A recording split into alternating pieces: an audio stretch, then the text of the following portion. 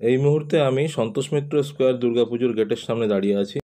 এখানে দেখুন সন্তোষ মিত্র স্কোয়ার লেখা আছে, এখানে সাঁতার শেখানো হয়।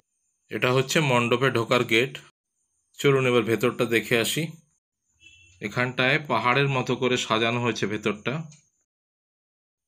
এখানটায় গণেশ এবং লক্ষ্মী ঠাকুরকে দেখতে পাচ্ছি।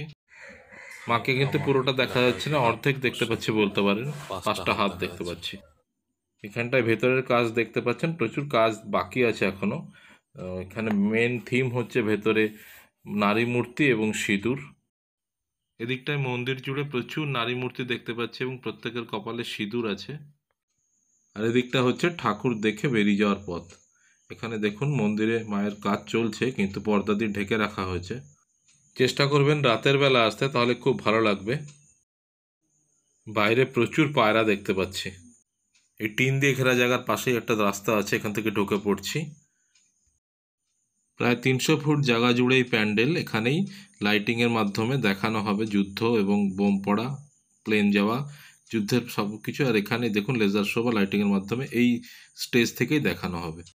স্টেজের সামনের দিক থেকে দেখাচ্ছি, দেখুন এখান থেকেই লাইটিংটা হবে। কিন্তু মাকে দেখে বেরোনোর পরে সামনে যে মাঠটা দেখতে পাচ্ছেন, এখানেই ছোট্ট করে মেলা বসে একটা।